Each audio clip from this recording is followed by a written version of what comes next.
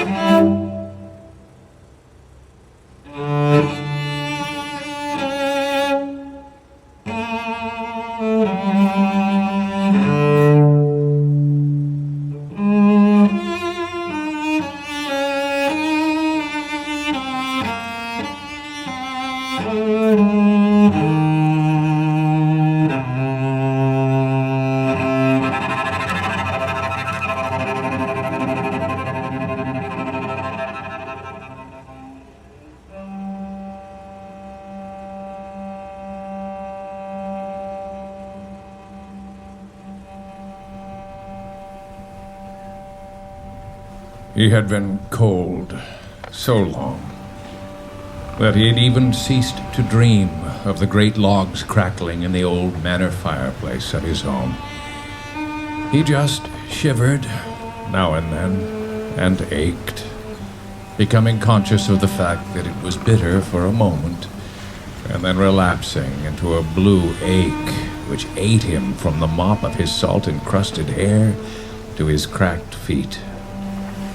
He had stopped courting the madness of envisioning great dinners he had eaten, recalling, rather, the peculiarly delicious flavor of the last biscuit in the bread box, which, moldy and inedible, had vanished to its last crumb some 2 days before. At the end of 60 hours, he had been exhausted with holding himself against the sick lurches, the violent pitches, and whipping rolls of the 19-foot lifeboat.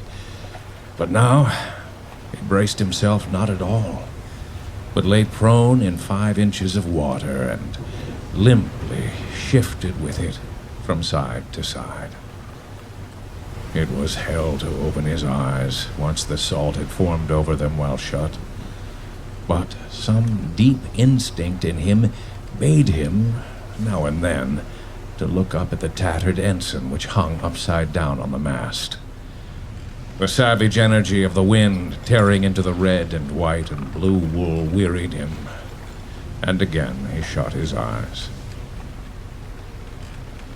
It was almost sunset. Sunset of his 22nd day in an open boat somewhere south and west of that ironically named place, the Cape of Good Hope. First he had unloaded the cabin boy over the rail and into the gray restlessness of the sea. He had done it with great sorrow at the time, although it seemed to him now that the important thing about it was how strong he had been, what determination had shone out of him that he would not suffer a like fate. How bravely had he braced himself against that oar, bidding the crew bend their backs until the wind shifted and he could set the sail. Then he had unloaded the cook. It had seemed strange that the fellow had not been able to live longer on his fat. And the wind hadn't shifted.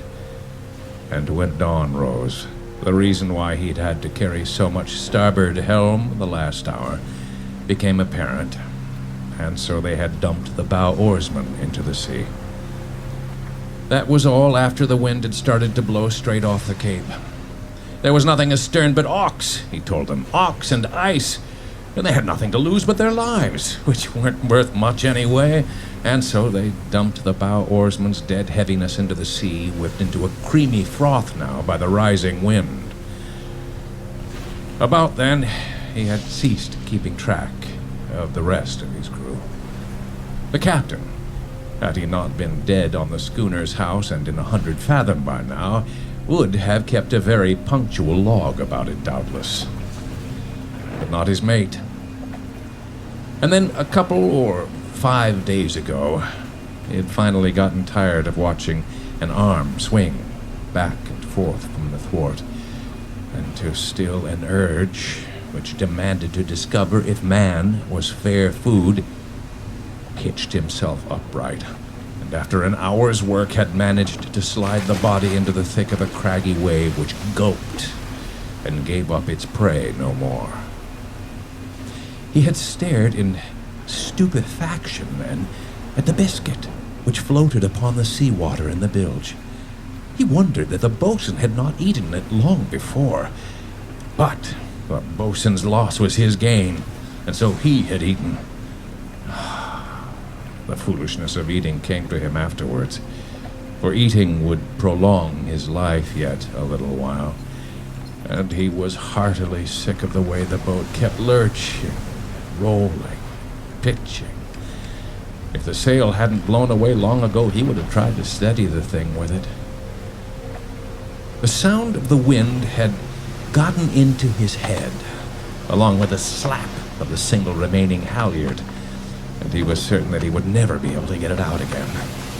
The sea, too, made far too much tumult, for each time a wave towered up its 40 feet, the wind hacked it down again and sent the top hissing straight out until the air was a horizontal sheet of water, discoloring the already leaden sky.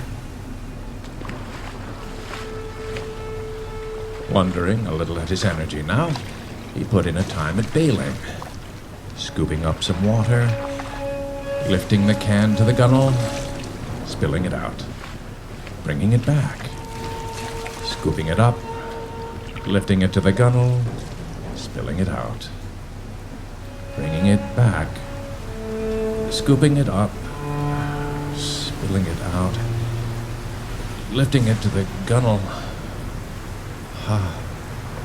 He stared for a little at his empty hand, thinking dully that the sea must still be hungry after swallowing 8 corpses one after the other.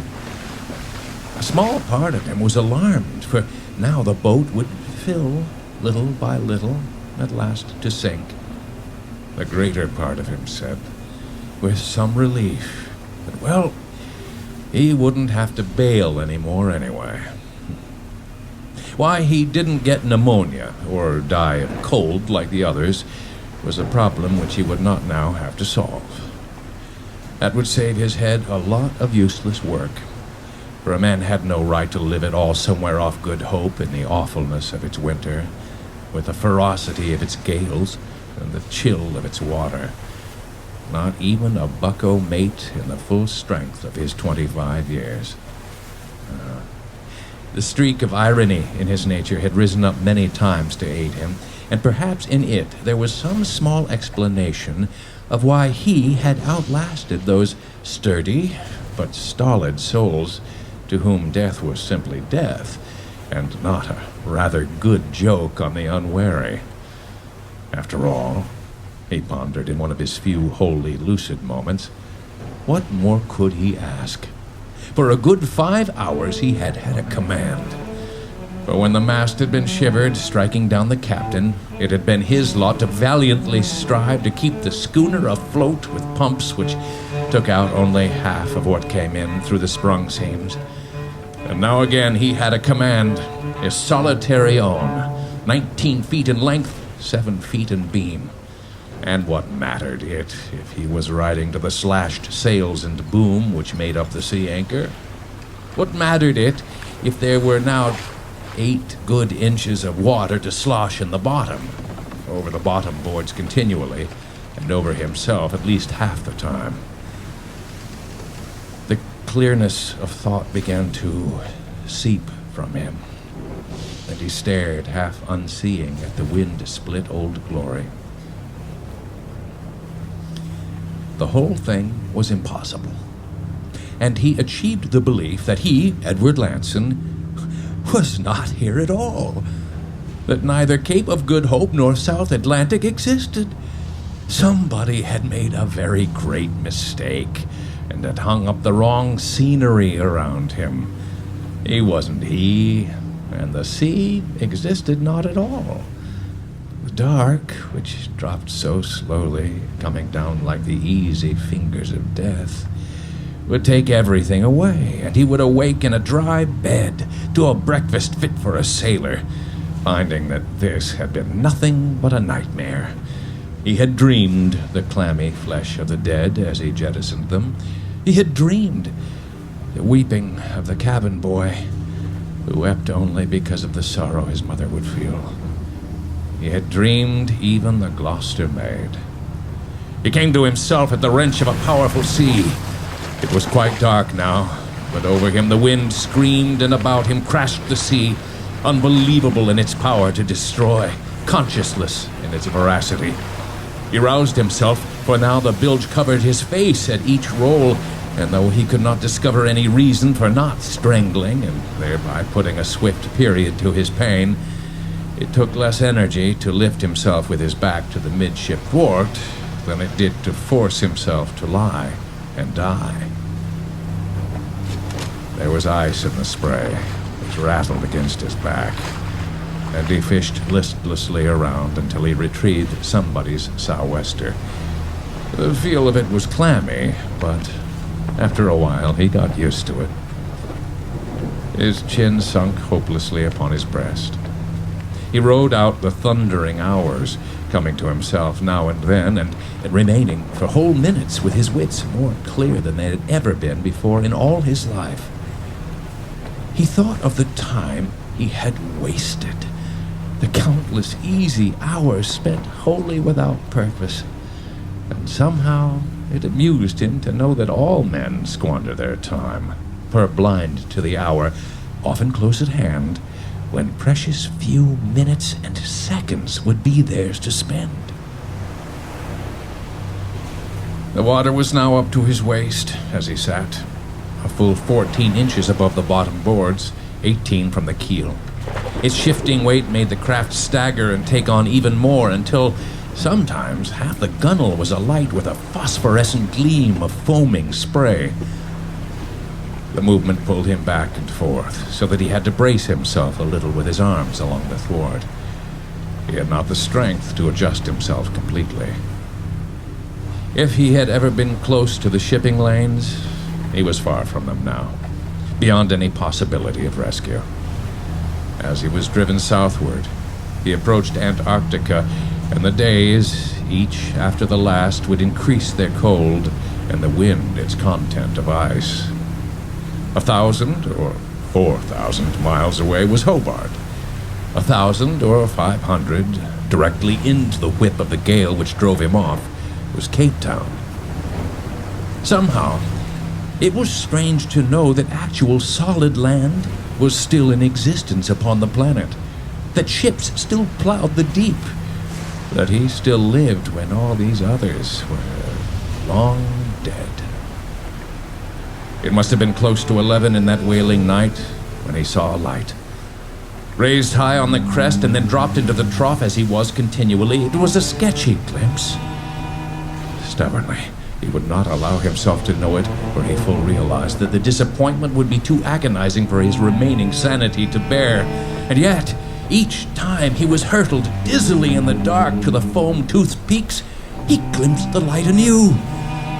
Before long, though still refusing to wholeheartedly support the sight, he began to ponder its source. For certainly it resembled no beacon, nor did it seem to be either a running or a range light, for its color was not red or green or white, but rather a pale yellow admixed with green. And it was not of one source, but rather of many. At last, he believed fully in it, and reserved his judgment only about rescue, for it was not to be borne that a ship should pass so near without sighting him. Now, in these minutes, when, believe it whether he would, he might possibly be hauled, dripping, from the maw of death, his mind refused to function, embattled in itself between desire and refusal to hope. Ship or land, whichever, it bore steadily toward him, growing better defined with each soaring heave of the sea around. It grew larger, but no brighter. He had known of men going mad in an open boat and seeing all manner of things and then turning berserk when they refused to be real. And it seemed to him that some satanic plan was afloat to draw him into a few croaking cheers, after which the vision would vanish. But perhaps, if he still refused and did not cheer at all, then he himself would be the victor, outwitting the hostile jokester who saw fit to so work this thing upon him. He had averted cannibalism. Now, praise God, could he stave off madness too? He would be cunning. He would rest his chin upon his breast and give no sign. And when at last it was too near to withdraw, he would seize upon it and so win his life. Thus, covertly did he come to believe in the thing. And his mind, freed from the struggle, kindled with knowledge that dry in the locker in the stern sheets were 4 flares. Without betraying any anxiety, he made his way over the thwarts and lifted the cover. His hands were still and raw, and it took him some time to finally pull the cap from one with sufficient force to ignite the cap. Hotly it smoldered, blinding him when it broke into light. He was startled by the light of the tumbling seas and the frailty of the half-sunken lifeboat. The enormity of his plight rose up into his throat. He shielded his eyes from the glare and again sought the thing. He could not see it so plainly now, but he knew that it was closer. Strange, the outline it had taken on, for the whole affair was aglow, and it appeared to be nothing more than a triangle of pale fire. Certainly no ship, however staunch, could plow directly into the gale, squaresail set even to the top gallants. And certainly those bluff bows and reaching sprit belonged to no staid grain ship, relic of far-gone days when sail was mistress.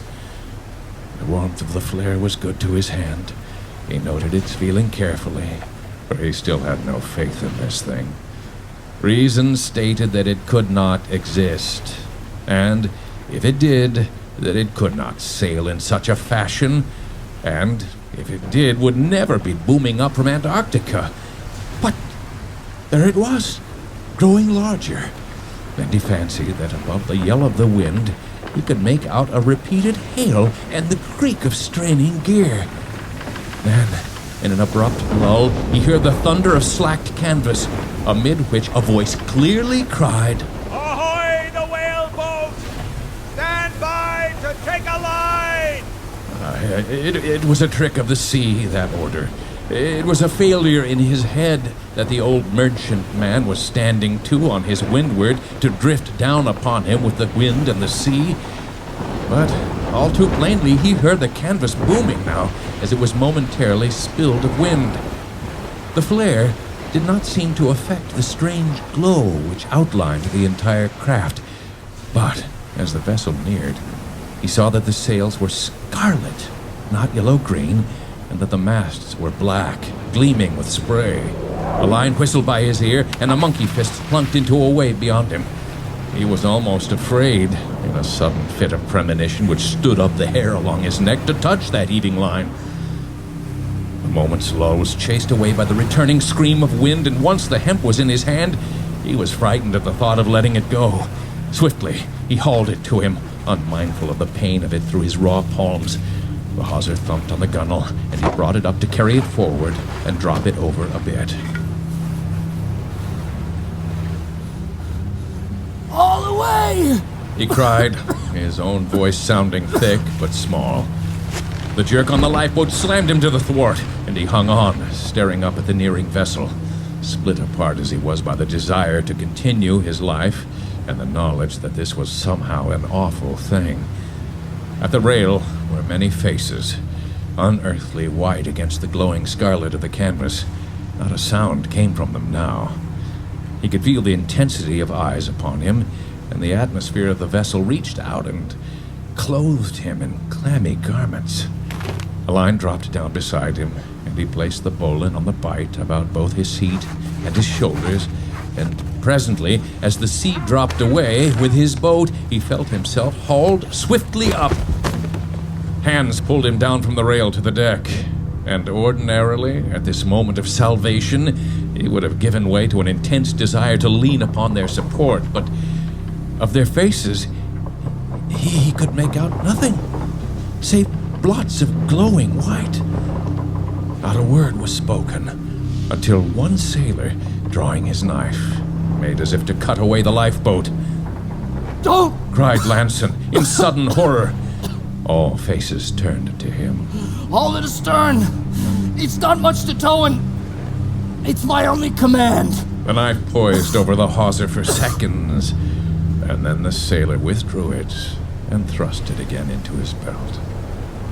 Lanson looked up and down the deck, anxious to confront an officer and be told that what he thought was untrue, and that this greeting was only a trick of his exhausted nerves.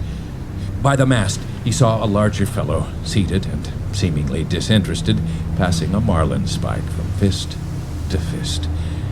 A visored cap sat upon his head, and Lanson stumbled toward him, hoping that here was the mate, a man with a face.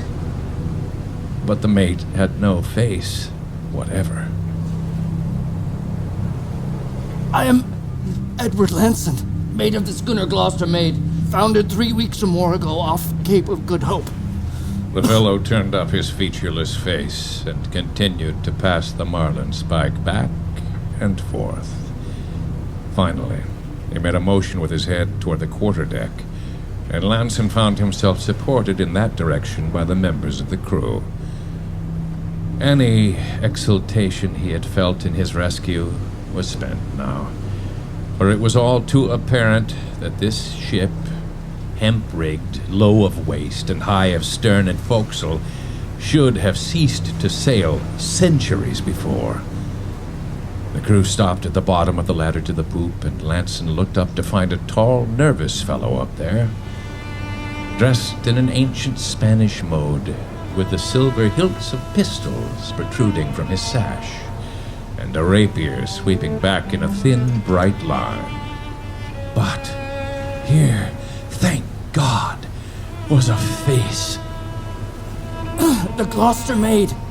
Edward Lanson, mate, sir.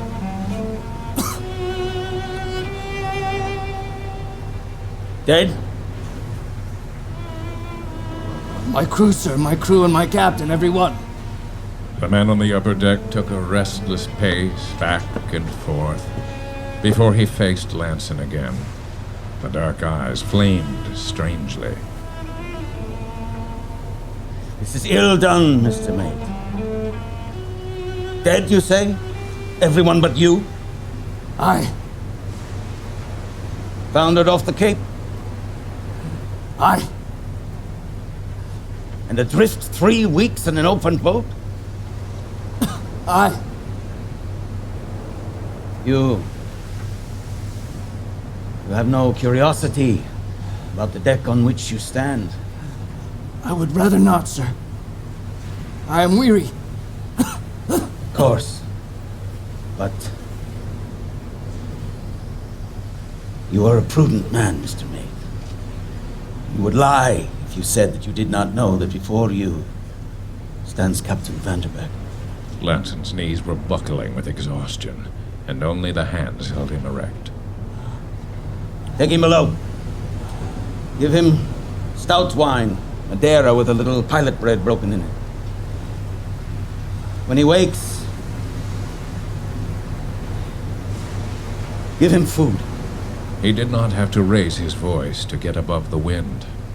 He turned about and paced into the dark of the quarterdeck, while the sailors eased Lanson down a companionway, and so into a bunk. Presently one came and gave him the medicine prescribed, and then, when the door was shut and he was alone, Lanson let his head sink into the pillow, and out of him seeped all concern, fleeing before the delicious desire to sleep forever.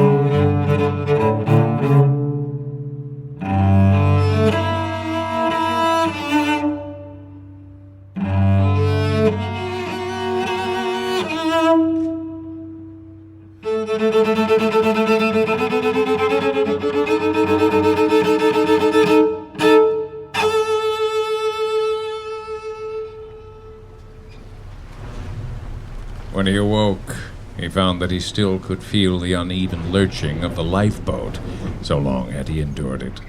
The motion was at variance with that of this ancient merchantman, and he made very unsteady progress out of the bunk. It was with surprise that he found it dark outside his port, and he wondered if he could have slept through 24 hours. In any case, he was very refreshed compared to what he had been, and he drank some more wine and ate a little pilot bread and began to wonder if any more solid fare would be offered. His clothes had been rinsed, he found, in fresh water and now hung upon a rack almost dry. He washed his sore body in a bucket placed there for that purpose, and used half of a bottle of salve which had been left beside the bucket. It cooled his salt-stung skin and allowed him to move without wincing. All the while, the cabin kept going up and down, back and forth, duplicating the ceaseless motion of the lifeboat, though, when he steadied himself against these expected lunges, he only upset his own balance, which was overcome by the steadier movement of the vessel itself. In a little while, when he was at last dressed and ready, as though somebody had been watching him all the while, the faceless mate put his head in at the door. He said no word, but extended a scrap of parchment, on which was written, "You will do me the favor of dining in my cabin. Vanderbeck." What day is this?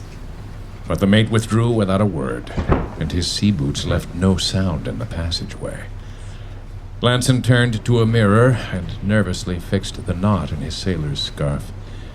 All his life, he had had an uncanny awareness of time, so that no matter the circumstances, he was always able to count off the bells without the aid of a watch.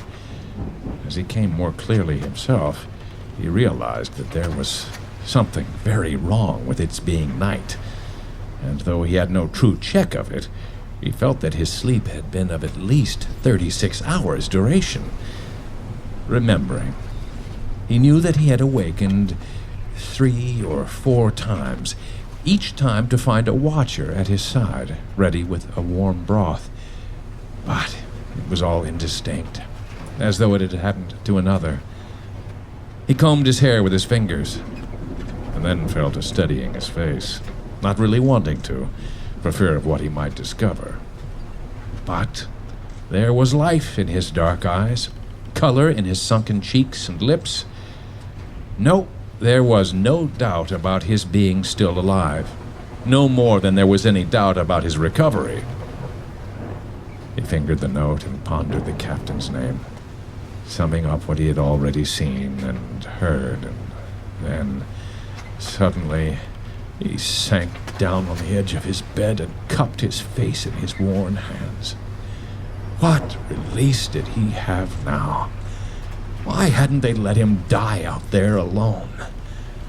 For it was quite clear to Edward Lanson now that he faced an endless life of storm in the company of a madman with a crew long dead. The door swung silently inward, and the impassive mate was there again, gesturing mildly that Lanson was to follow without more delay. Lanson avoided looking at the white expanse between cap and collar, at the fingers with their all too prominent joints. He followed.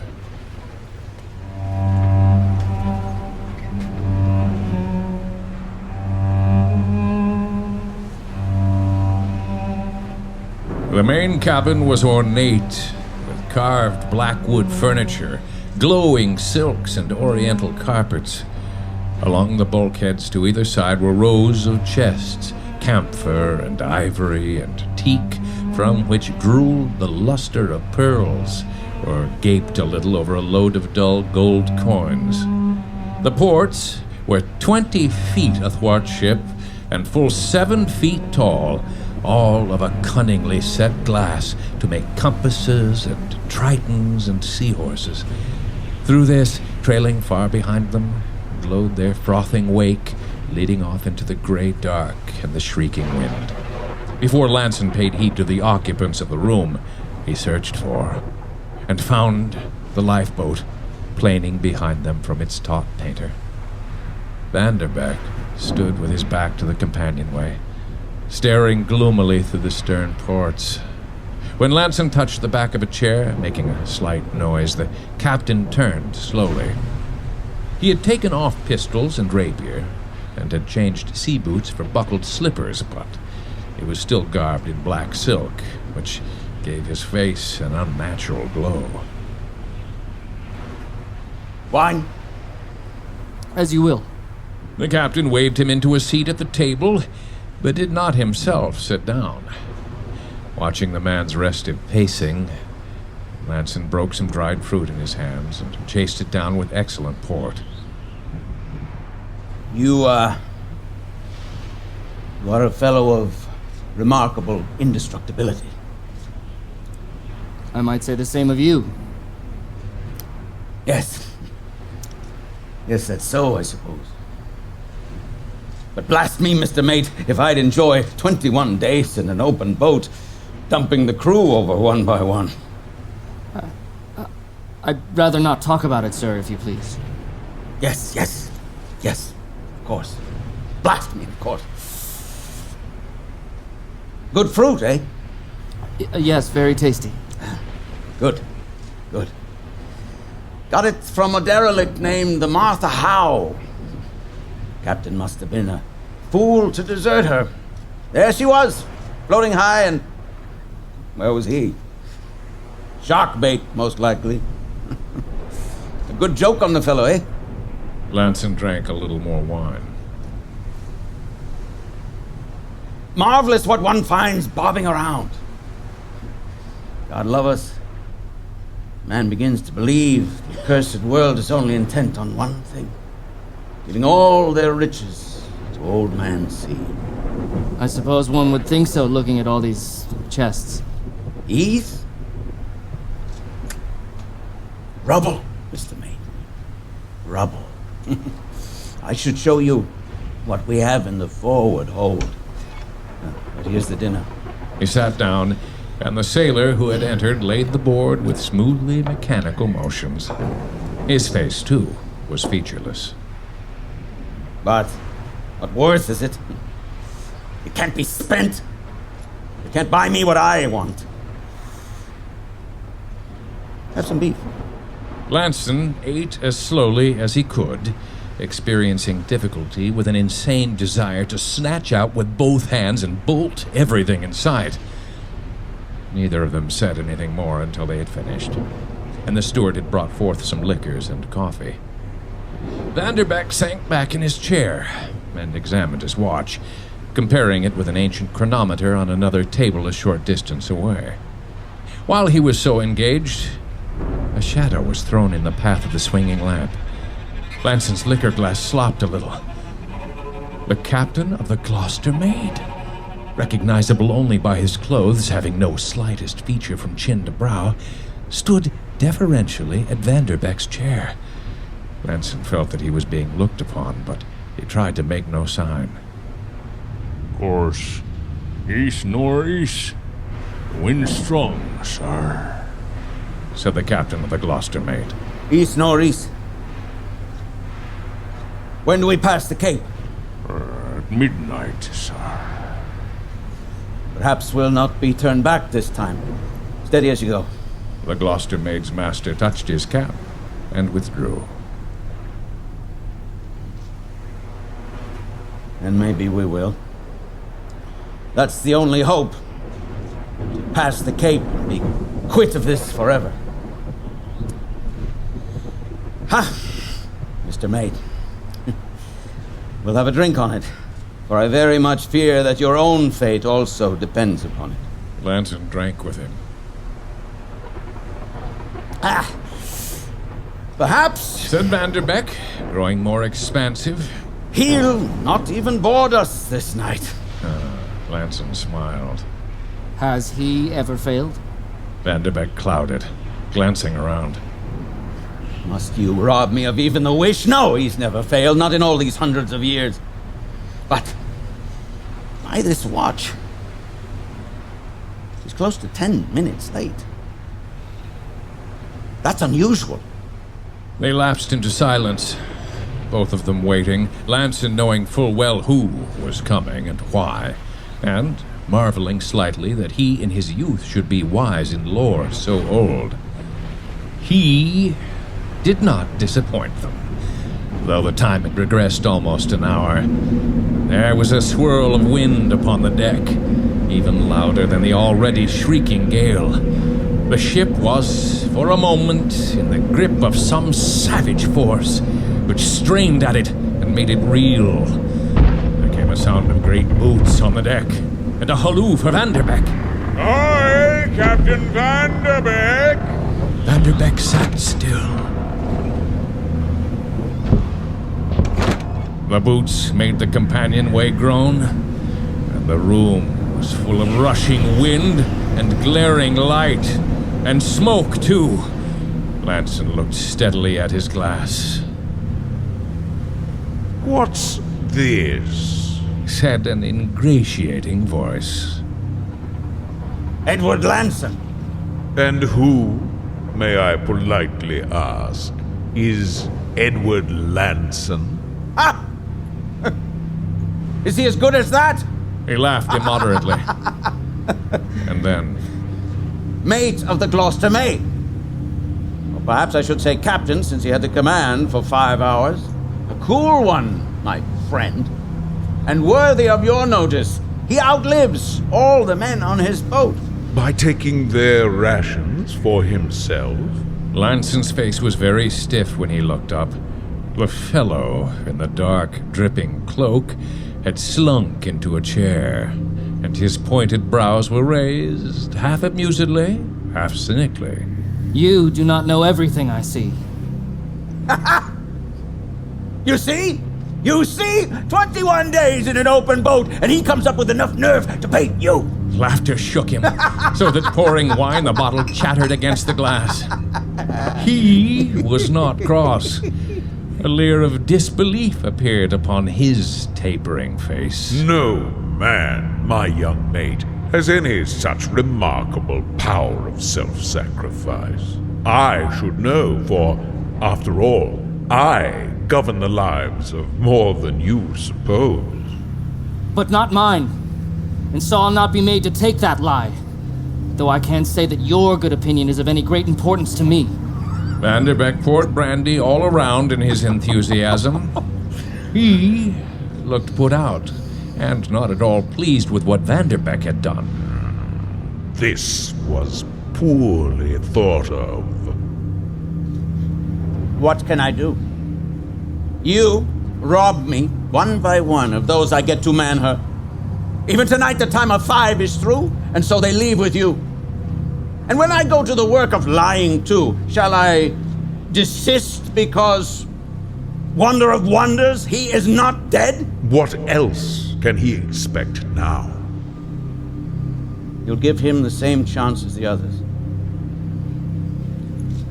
He boards me, and is not afraid. Nor is he even afraid of you.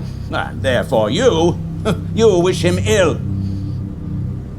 You'll have the same chance, I say.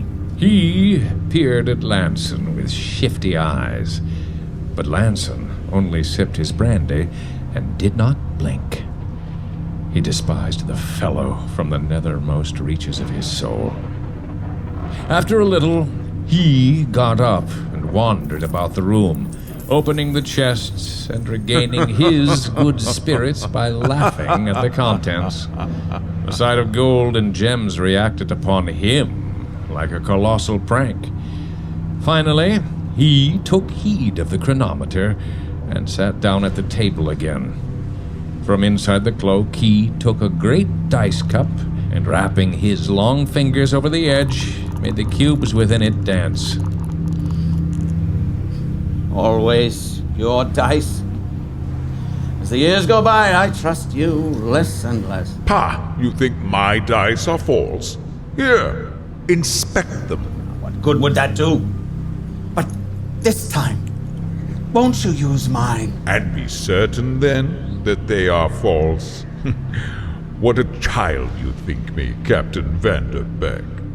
High man for first. As you will.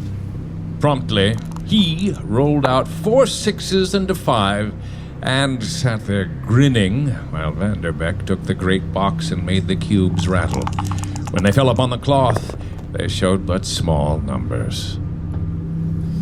Shoot first, then, and be damned to you. This night, I'll pass the Cape.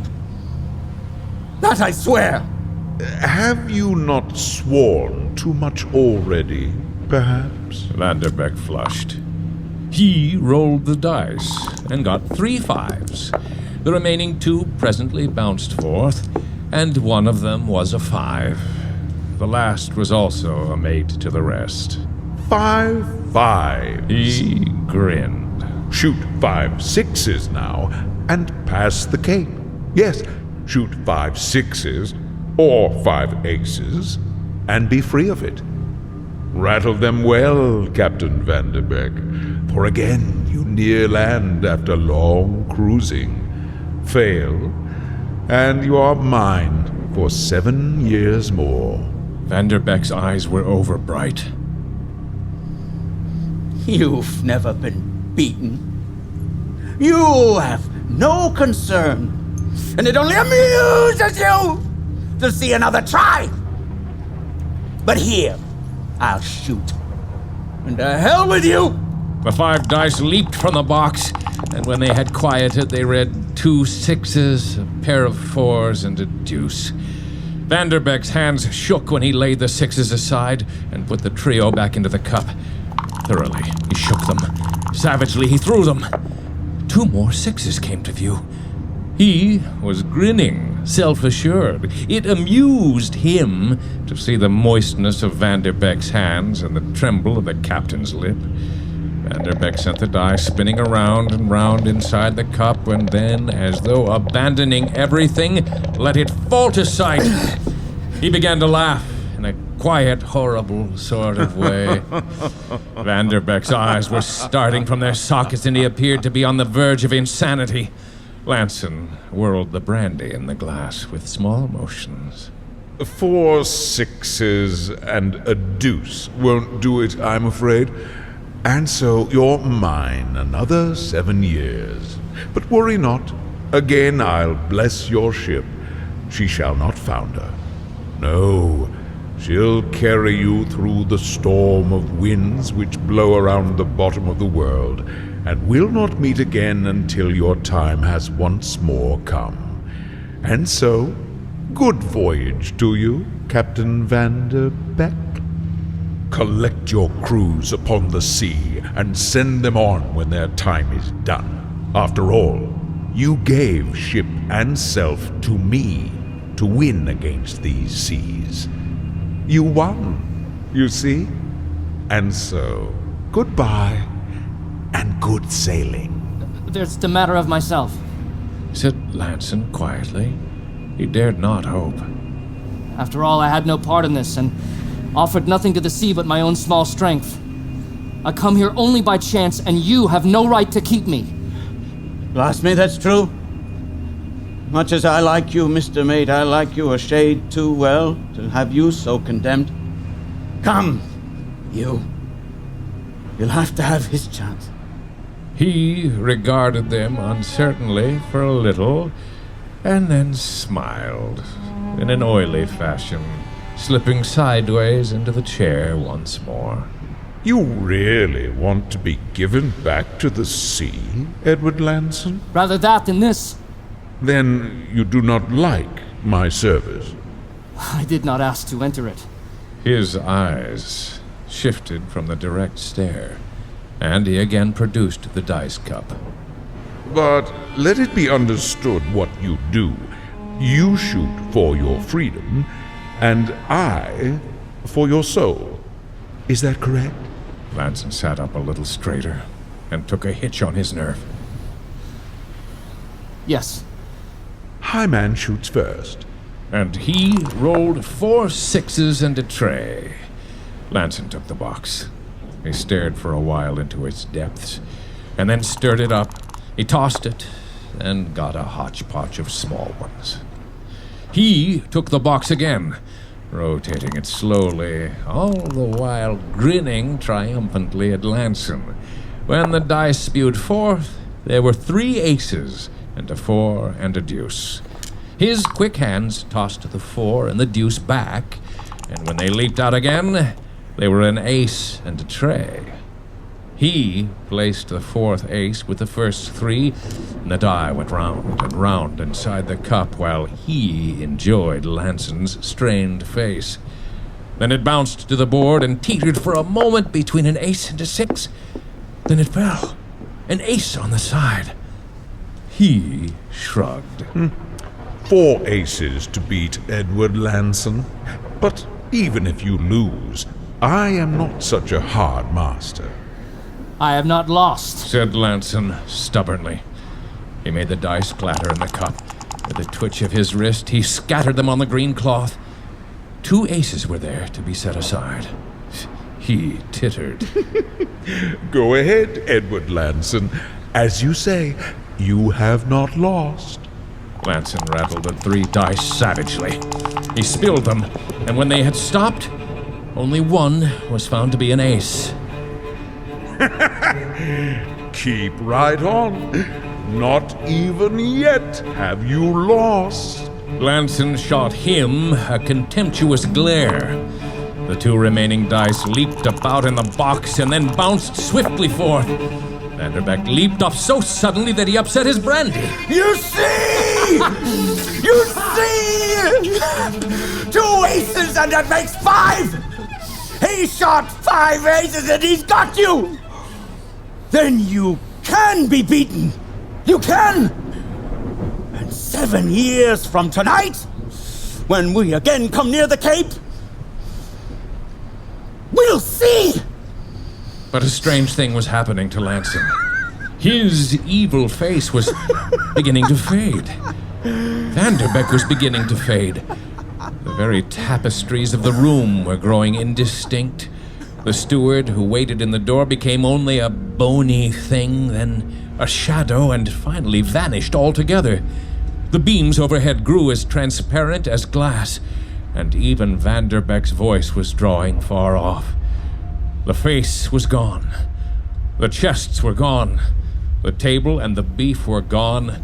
And then the deck under his feet was nothing, and he began to fall. The water was a bitter shock.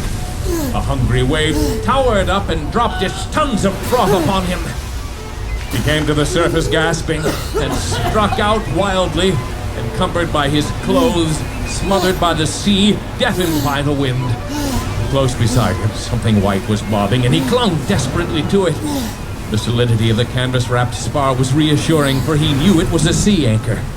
More calmly now, he worked himself up the line to the lifeboat's bow, discovering that he was only using one hand.